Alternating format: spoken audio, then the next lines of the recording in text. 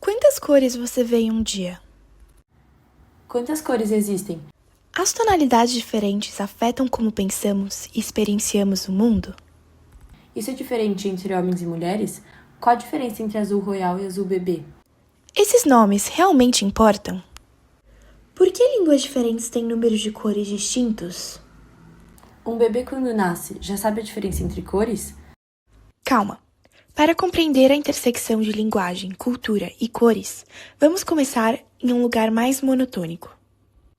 Talvez, ao longo da sua vida, você já tenha ouvido a história de que os Inuits, povos indígenas habitantes da região ártica, teriam inúmeras palavras diferentes para a cor branca, devido a uma necessidade de distinção das tonalidades de neve. A ideia te puxa e parece fazer sentido. Se coloque no lugar desses indivíduos, vivendo em um ambiente cercado de neve. Talvez você precisasse distinguir tonalidades de branco que outras pessoas simplesmente não veem, certo?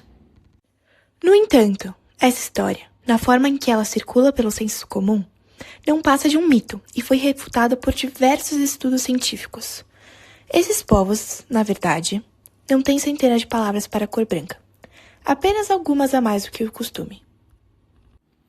Diante disso, para nós humanos é intuitivo pensar que a linguagem pode moldar a forma que visualizamos o mundo? Esse vídeo propõe investigar com profundidade tal aspecto, buscando responder à pergunta de como a linguagem, afetada por culturas variadas, molda a percepção de tonalidades pelos indivíduos e seus desdobramentos. Com esse objetivo em mente, é crucial entender as diferenças entre detectar a luz e categorizar cores. Todos os humanos com visão normal possuem 3 tipos de cones na retina, sensíveis a diferentes comprimentos de onda. O cérebro compara a ativação desses cones em contraste com uns aos outros, como vermelho em oposição ao verde ou azul versus o amarelo. Dessa maneira, a capacidade de detectar diferenças no espectro coloral é compartilhada entre a espécie humana, mas ele é contínuo, então não há uma linha definida que separa uma cor de outra, como uma distinção clara entre o verde ou o azul, possibilitando divergências na interpretação se uma cor intermediária faz parte de um grupo ou de outro. Ok, humanos são capazes de diferenciar cores, mas será que adultos fazem isso da mesma maneira que bebês? Um estudo conduzido por Franklin e colaboradores, em 2008, investigou a percepção categórica em bebês de 4 a 6 meses. Bebês viam uma série de estímulos coloridos. Em alguns casos, a cor mudava levemente dentro da mesma categoria. Em outros, a mudança cruzava uma fronteira categórica, como de azul para o verde. O resultado mostrou que os bebês discriminam mais facilmente mudanças que cruzavam fronteiras categóricas do que mudanças dentro da mesma categoria. Assim, isso já indica que existe uma organização categorial antes da linguagem. Mas a análise hemisférica revelou uma diferença fundamental entre a percepção adulta e a recém-nascida.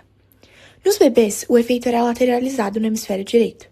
Já em adultos, estudos anteriores mostram que o efeito aparece predominantemente no hemisfério esquerdo, associado ao processo linguístico. Isso sugere uma reorganização funcional ao longo do desenvolvimento. A categorização não surgia da linguagem, porém, ao longo da vida, passaria a interagir com ela. Ainda na percepção infantil, quando uma criança aprende a falar, ela não está apenas decorando termos. Ela está aprendendo que um espectro contínuo pode ser dividido em blocos discretos.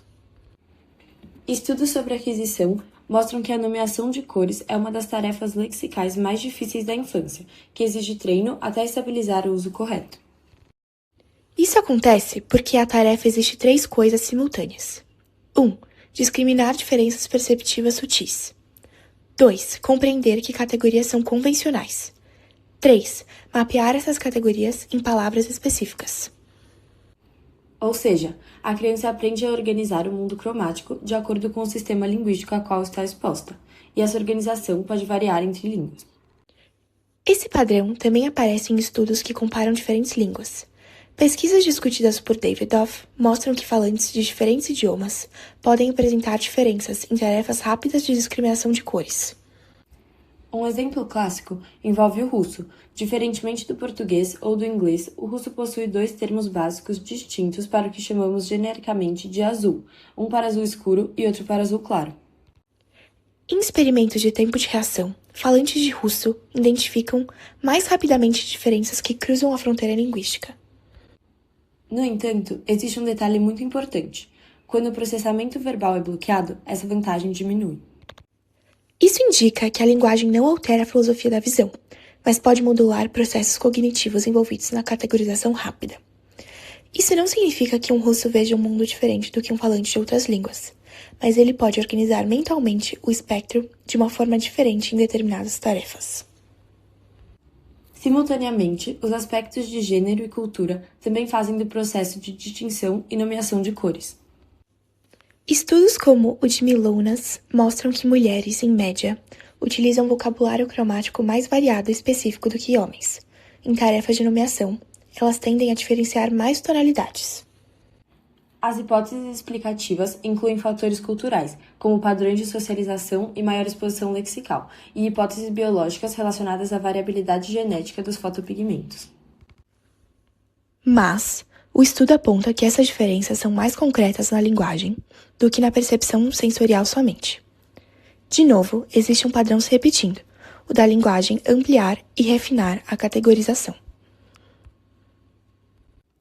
Segundo com o eixo da cultura, o estudo de Gibson e colaboradores analisou 110 línguas do World Color Survey, usando modelos de teoria da informação. Nele, os pesquisadores investigaram quais categorias cromáticas maximizavam a eficiência comunicativa. Os resultados de tal processo incluem descobertas que cores associadas a objetos naturais relevantes, como o verde da grama ou o azul do céu, e, principalmente cores quentes, tendem a ser comunicadas com maior precisão e recebem categorias mais estáveis na língua. Isso sugere que sistemas de nomeação não surgem apenas da percepção universal, mas também da utilidade comunicativa dentro de contextos culturais. Se juntarmos todos esses estudos, o quadro que emerge parece apontar uma correlação consistente entre linguagem e categorização cromática. Porém, nenhum desses estudos afirma que a linguagem cria a percepção visual do zero. O estudo de Franklin, por exemplo, mostra reorganização hemisférica ao longo do desenvolvimento, mas ele não demonstra que as categorias adultas dependem exclusivamente da linguagem, apenas que a associação fundamental entre categorização e áreas linguísticas. Além disso, os efeitos da relatividade linguística observados em estudos como os discutidos por Davidoff aparecem principalmente em tarefas de tempo de reação e sob condições específicas. Quando o processamento verbal é interferido, muitas dessas diferenças diminuem ou desaparecem, e o mesmo estudo não consegue ser reproduzido com excelência por outros pesquisadores. Isso demonstra que a linguagem não altera a experiência de percepção direta, mas influencia processos de tomada de decisões e de categorização rápida. No caso das diferenças entre gêneros, a situação é parecida. Os estudos mostram diferenças concretas em tarefas de nomeação, mas evidências mais fracas em discriminação sensorial pura. Isso sugere que o fenômeno pode estar mais relacionado a vocabulário e exposição do que a percepção biológica em si. E mesmo no estudo de Gibson, que aponta para a eficiência comunicativa na organização das categorias de cor, os autores não afirmam que a utilidade central substitui a base da percepção universal, apenas que ambos se complementam. Em suma, é preciso achar um meio termo entre dois extremos. De um lado, a ideia de que a percepção é puramente biológica e não interage com a linguagem. Do outro, a ideia da relatividade linguística, na qual a linguagem determina completamente o que vemos. Os dados suportam que a percepção cromática tem uma base biológica de funcionamento e é compartilhada pela espécie humana. No entanto, ao longo da vida, a linguagem parece influenciar como dividimos, nomeamos e acessamos rapidamente esse espectro de cores. Portanto, chegamos a uma conclusão importante. A percepção visual é o resultado da interação entre a biologia e estímulos visuais, variando segundo gênero, idade, linguagem e cultura.